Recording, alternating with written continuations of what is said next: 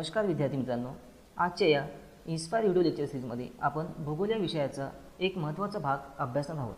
तर तो भाग कुठला? तर तो आहे ओरिजिन ऑफ अर्थ, म्हणजेच पृथ्वीची उत्पत्ती. आता पृथ्वीची उत्पत्ती झाली कशी हे आपल्याला बऱ्यापैकी लोकांना माहीत नसतं. ज्या पृथ्वीवर आपण राहतो त्याची उत्पत्ती कशी झाली यासाठी खूप काही सायंटिस्ट लोकांनी वेगवेगळे सिद्धांत किंवा थेरीज मांडलेले आहेत. तर त्या खूप साऱ्या थेरीज आहेत, पण आपल्या परीक्षेच्या अनुषंगाने ज्या थेरीज असतात की ते आपल्यासाठी इम्पॉर्टंट असतात, त्यांच्यावरती आपल्याला प्रश्न आपल्या एक्झाममध्ये विचारले जातात, तर तेच थेरीज आपण इथं अभ्यासणार आहोत. तर त्यापैकी काही थेरीज आहेत ते आपण आता पाहणार आहोत. तर यामध्ये जे पहिली थेरीज आहे ते आहे गॅसेस हायपोथेसिस, नंतर आहे नेब्युलर हायपोथेसिस बाय लॅपलास. गॅसेस हे इमॅन्युएल कांट यांनी मांडलेले आहे. टायडल हायपोथेसिस आहे ते जीन्स अँड जेफ्रीने मांडलेले आहे. आणि बिग बँग थेरी हे जॉर्ज लिमरेट यांनी मांडलेले आहे. तर अशा प्रकारच्या विविध थेरीज आहेत. आता आपल्याला प्रश्न कसे येतात, आपल्याला इन डेप्थमध्ये जायचं काम नाही आहे. आपल्याला पूर्वपरीक्षेमध्ये प्रश्न असे किंवा मेन्समध्ये असेच प्रश्न विचारले जातात की पुढीलपैकी थेरीजच्या जोड्या लावा. म्हणजे एका साईडला आपल्याला 4 थेरीज देतात आणि हे 4 नाव आपल्याला एका साईडला येतील, तिथं आपल्याला जोड्या लावून आहेत. ओके, किंवा असं डायरेक्ट एक सिंगल लाईन पण प्रश्न शकतो की गॅसेस हायपोथेसिसची गॅसेस हायपोथेसिस सिद्धांत हा कोणी मांडला. तर आपल्याला तिथं ओळखता आलं पाहिजे की तो सिद्धांत कोणी मांडला. किंवा गॅसेस हायपोथेसिसबद्दल काही आपल्याला देतील की तिथं काय होते, काही एक सेंटेन्स देतील, तर सेंटेन्स आपल्याला ओळखता आले पाहिजे. तर अशा प्रकारचे प्रश्न आपल्याला परीक्षेमध्ये आधी विचारलेले आहेत आणि पुढे पण विचारू शकतात. तर तेच आपण इथं आता 1 बाय 1 ते थेरीज आपण अभ्यासणार आहोत. तर सर्वात आधी गॅसेस हायपोथेसिस आणि जे इमॅन्युएल कांट यांनी मांडली, त्यानंतर नेब्युलर हायपोथेसिस या जे लॅपलास यांनी काय केलं की गॅसेस हायपोथेसिसला काय केलं, थोडंसं त्याचं फॉर्मॅटमध्ये चेंज केला, म्हणजे त्याला त्याच थेरीला थोडं डेव्हलप केलं. तर या दोघांचं म्हणणं काय ते आपण इथं पाहणार आहोत. तर साईडच्या एका डायग्राममध्ये आपल्याला एक क्लाउडी भाग दिसतो ग्रीन कलरचा. तर यामध्ये काय आहे की हे क्लाउडी जो भाग आहे हा एक क्लाउड्स आहे. म्हणजे क्लाउड्स फॉर्ममध्ये डस्ट पार्टिकल, त्यामध्ये वेरियस गॅसेस आहेत, डस्ट आहेत. ओके, म्हणजे गॅसेस म्हणजे कुठले sulphur, hydrogen, helium, carbon dioxide, sodium वगैरे असे वेगवेगळ्या प्रकारचे त्यामध्ये गॅसेस आहेत. ओके, तर आता यामध्ये त्यांचं काय म्हणणं आहे की हे जे गॅसेस आहेत हे गॅसेस अँटी क्लॉकवाईज आपल्या डायरेक्शनमध्ये फिरत होते.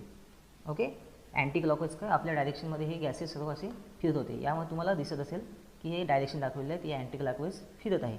ओके, तर त्यांचं म्हणणं असं आहे की जेव्हा हे अँटी क्लॉकवाईज गॅसेस फिरत होते तर यामध्ये काय होतं, या क्लाउड्समध्ये काही डस्ट होते, काही गॅसेस होते, राईट. तर डस्टमध्ये जे गॅसेस होते त्यामध्ये काही गॅसेस असे होते की डेन्सली होते, म्हणजे डेन्सलीमध्ये ते जड होते, आणि काही लाईटली डेन्स होते. ओके, म्हणजे ते हलके होते. तर यामध्ये हेलियम आणि हायड्रोजन हे काय होते, हे हलके होते, वजनानेही हलके होते. तर या सायंटिस्टचं म्हणणं आहे की हे जे हेलियम गॅसेस आणि हायड्रोजन गॅसेस आहेत हे केंद्राकडे अट्रॅक्ट झाले. ओके, कशाकडे अट्रॅक्ट झाले, केंद्राकडे हे गॅसेस अट्रॅक्ट झाले. ओके, आणि त्याचबरोबर असं रोटेट होत असताना जे जड गॅसेस होते, म्हणजे carbon dioxide, sulphur, sodium, nitrogen, हे जे गॅसेस आहेत हे या सेंट्रलपासून दूर लोटले गेले. या सेंट्रलपासून काही गॅसेस दूर लोटले गेले.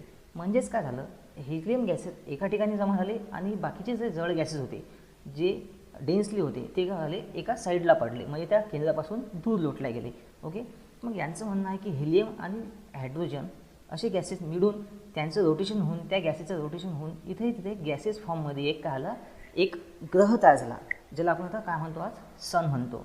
ओके, तर अशा प्रकारचं हे सिद्ध पण झालं आहे की जो सन आहे यामध्ये हेलियम आणि हायड्रोजनपासून बनलेलं आहे, त्यामुळे ते एक्सप्लोजन होतं आणि हे जी उष्णता मिळते आपल्याला ते त्यापासूनच मिळते. ओके, आणि जो मुद्दा होता, जे गॅसेस, जे जड गॅसेस होते बाहेर फेकले गेले होते, त्यांचं काय होतं, ते गॅसेस म्हणजे त्यामध्ये वेगळ्या प्रकारचे गॅसेस होते आणि त्याचबरोबर पार्टिकल्स होते, डस्ट पार्टिकल्स. तर हे जे डस्ट पार्टिकल्स आहेत यातले काही डस्ट पार्टिकल्स हे कार्बन डायऑक्साईडचे होते, काही सल्फरचे होते, काही ऑक्सिजनचे, काही नायट्रोजनचे. तर हे पण काय होतं, हे पण एका अँटी क्लॉकवाईज डायरेक्शनमध्ये रोटेट होत होते. ओके, तर अशा प्रकारे हे रोटेट होत होताना काय होतील, हे गॅसेस एकमेकांच्या जवळ येतील. ओके, आणि जवळ होऊन ते एक त्याचा एक घट्ट एक गोळा बनेल त्या डस्ट आणि गॅसेसचा, राईट ना. त्या गॅसेसचा घट्ट बनून त्याचं काय बनेल, ते आकारला गोल होतील आणि गोल होऊन अशा प्रकारे आपल्या पृथ्वीची निर्मिती झाली, असं या 2 सायंटिस्टनी आपल्या थिरीजमध्ये सांगितलं आहे. तर हे आपण अत्यंत सोप्या पद्धतीमध्ये समजून सांगितलं आहे. ओके, याबद्दल आपल्याला जास्त काही डेपमध्ये जायचं काम नाही. आपल्याला साधेच प्रश्न विचारले जातात, तेच आपण इथं बघितलेलं आहे. ओके, तर सर्वांना मला आशा आहे की सर्वांना हे समजलं असेल. यानंतर जी नेक्स्ट थिरी आहे ती आहे टायडल थिरी. तर टायडल थिरी जी आहे ती जीन्स अँड जेफ्री यांनी मांडली होती. ओके, तर जीन्स अँड जेफ्री यांनी काही गोष्टी कन्सिडर केल्या होत्या. नंतर त्यांनी आपली ही थिअरी मांडण्याचा प्रयत्न केला. ओके, तर त्यामध्ये त्यांनी काय सांगितलं होतं की एक जो आहे तो प्रिमिटिव्ह स्टार आहे. ओके, तो पहिला जो घटक होता तो त्यांनी प्रिमिटिव्ह स्टार मान्य केला होता.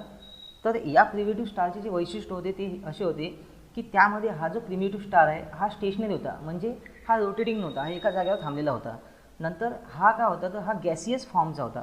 ओके, त्याचबरोबर हा काय होता, हा हॉट होता. ओके, म्हणजे हा काय होता, गॅसियस फॉर्ममध्ये होता, स्टेशनरी होता आणि हॉट होता, म्हणजे तो एका जागेवरच थांबलेला गॅसियस आणि हॉट एक गोळा होता. ओके, आणि दुसरा जो त्यांनी कन्सिडर केला आहे तो होता इंट्रोड्यूस स्टार. ओके, दुसरा होता तो इंट्रोडिंग स्टार.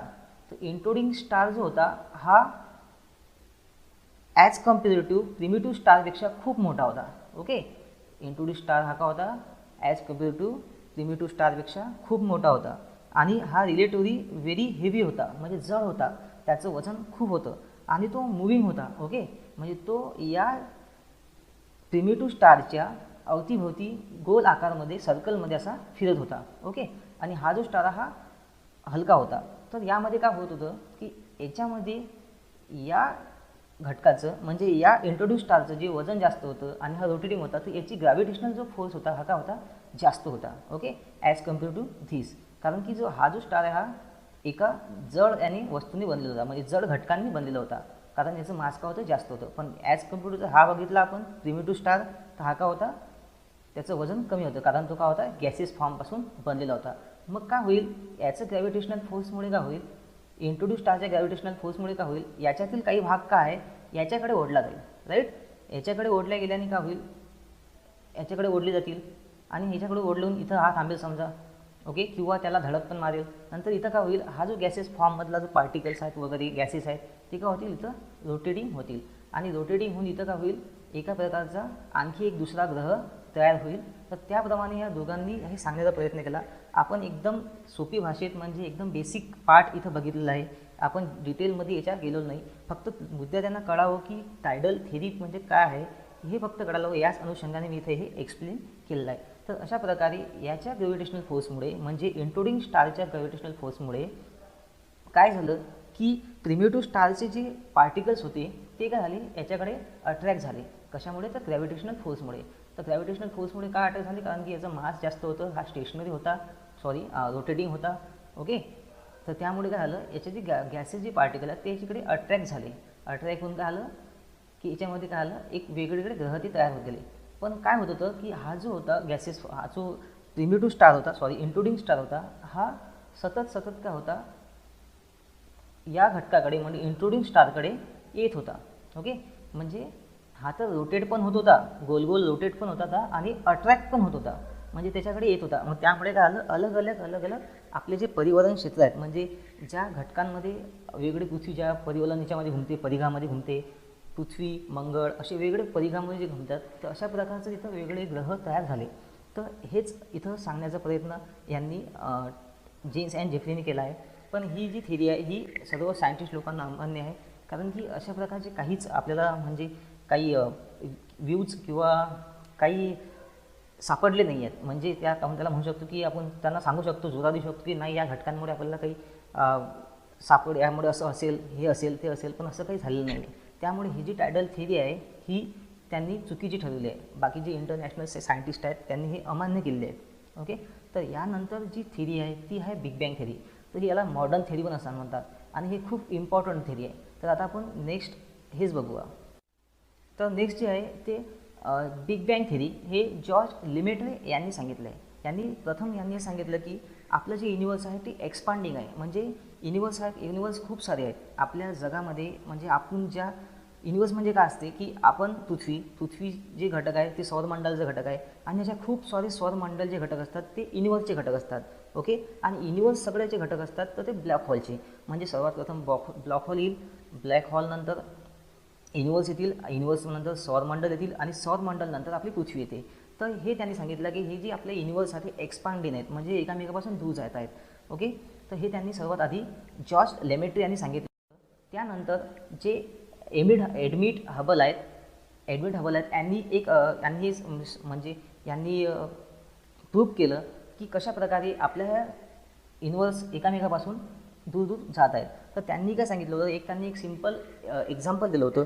तर त्यांनी एक काय केलं की एक बलून घेतला, बलूनवरती डॉट काढले, ब्लॅक पेननी डॉट काढले. ओके, पेननी डॉट काढून त्यांनी काय केलं की तो बलून स्प्रेड केला, म्हणजे फुगवला. तर काय होतील, तर ते डॉट जे आहेत ते जवळ होते, ते एकामेकापासून काय होतील, दूर दूर जातील. ओके, तर या दूर गेल्यामुळे मग काय होतील, ते दूर जाऊन त्याच्यामध्ये हे एक्सपांड होतील. तर अशाच प्रकारची जे ही थेरी मांडण्याचा प्रयत्न जे हबल यांनी केलेला आहे, तर त्याचं नाव आहे बिग बँग थेरी. की युनिवर्स काय आहे, हे एका बिंदूपासून म्हणजे ब्लॅक होलपासून तयार झालेले आहे आणि त्याच्यापासून कसं युनिवर्स तयार झालं हे या बिग बँग थेरीमध्ये सांगण्याचा प्रयत्न त्यांनी केलेला आहे. तर आपण सोप्या भाषेत समजण्याचा इथं प्रयत्न करूया.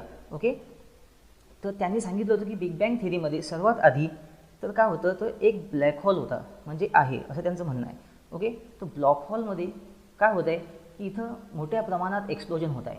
मोठ्या प्रमाणात एक्सप्लोजन होत असल्यामुळे काय होत आहे, सर्व पार्टिकल्स जे आहेत हे एकमेकापासून दूर फेकले जात आहेत. ओके, हे जे पार्टिकल्स आहेत हे खूप लहान मोठ्या प्रमाणात एकमेकापासून काय होत आहे, असे दूर जात आहेत. तर दूर गेलेले पार्टिकल काय होतील, आता हे पार्टिकल्स काय होतील, यांच्यामुळे काय होतील की यांच्यामध्ये काहीतरी एक वस्तुमान असते त्यांना, त्यामुळे ते काय होतील एकामेकाकडे अट्रॅक्ट होत आहेत, म्हणजे एकामेकाकडे ते काही दिवसांनी जवळ येत आहेत. ओके, तर हे जे एक्सप्लोजन आहे हे यांचं म्हणणं आहे की हे 13 बिलियन इयर एगो झालेलं आहे. ओके, किती 13 बिलियन इयर एगो. तर असं हे एक्सपान्जन झालेलं आहे असं यांचं म्हणणं आहे. ओके, नंतर काय होतील की हे जे पार्टिकल आहे हे खूप जवळ येतील.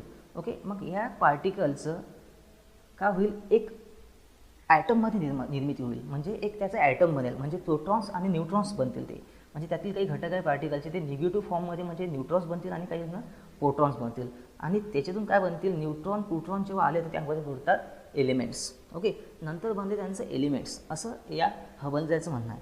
नंतर एलिमेंट्स म्हणून काय होतील, हे जे एलिमेंट्स आहे हायड्रोजन आणि हेलियमचे बनले काही. ओके, तर हायड्रोजन हेलियमचे एलिमेंट्स बनून काय होतील की हे हायड्रोजन हेलियम्स आता मोठे होते. ऑब्वियसली त्यांचं अट्रॅक्शन वगैरे हे वाढलं होतं. ओके, तर ही जी सर्व प्रोसेस आहे ही 3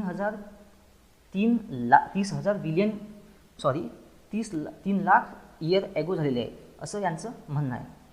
ओके, तर जेव्हा काय होईल, हे हेलियम आणि हायड्रोजन ॲटम्स आहेत हे जेव्हा जवळ आले तेव्हा याच्यामध्ये काय झालं, हे एक्सप्लोजन त्यामध्ये तयार झालं. ओके, काहीमध्ये अट्रॅक्शन थ्रू झालं. ओके, आणि या हायड्रोजन आणि हेलियमच्यामुळे काय झालं की वेगवेगळ्या प्रकारचं एक्सप्लोजन वाढत गेलं. ती बॉडी एवढी रोटेट होत गेली की त्यामुळे वेगवेगळे ग्रह त्यापासून वेगळे सूर्य म्हणजे सौरमंडल तयार झाले. सौरमंडलपासून नंतर मग त्याचप्रमाणे सौरमंडलपासून पृथ्वी तयार झाली. तर अशा प्रकारचं हे एक्सपान्शन होत गेलं. ओके, तर अशा प्रकारे हे एकदम साध्या भाषेत सांगितलेली गोष्टी आहे की बिग बँग थेरी म्हणजे काय आहे हे विद्यार्थ्यांनी ते समजून घ्यावं. ओके, जर तुम्हाला समजलं नसेल तर परत व्यवस्थितपणे ऐकून हे समजून घ्यायचा प्रयत्न करावा. ओके, तर अशा प्रकारे ही बिग बँग थेरी आहे. तर सर्वप्रथम मित्रांनो आपण गॅसेस आणि नॅब्युलर थेरी बघितली. ओके, नंतर बघितले आपण टायडल थेरी आणि ही बिग बँग थेरी. यावरती प्रश्न वारंवारती विचारले जातात. ओके, जो पहिला घटक बघितला होता आपण की भूगोलातील मूलभूत संकल्पना, तर त्यावरती क्वेश्चन जे येतात ते याच टॉपिकवरती बेसिस असतात. तर विद्यार्थ्यांनी यांचा अभ्यास करताना व्यवस्थितपणे हे समजून घ्या आणि जास्तीत जास्त फक्त लक्षात ठेवा की कुठल्या सायंटिस्टने कुठली थेरी मांडली आहे. ओके, याच्या बाहेर आपल्याला व्यतिरिक्त जास्त प्रश्न विचारले जात नाहीत. आणि विचारलं तरी जेव्हा सेंटेन्समध्ये आपल्याला विचारलं जातं तर सेंटेन्सनुसार आपण ऑप्शनचा उपयोग करून यांचं या क्वेश्चनचं आपण ॲन्सर व्यवस्थितरित्या देऊ शकतो. सो मित्रांनो, तर नेक्स्ट लेक्चरमध्ये आता आपण पुन्हा भेटूया. Thank you so much for watching this video. Subscribe our channel, like and share our videos, and you can follow us on Facebook, Instagram and Telegram also. Thank you so much once again.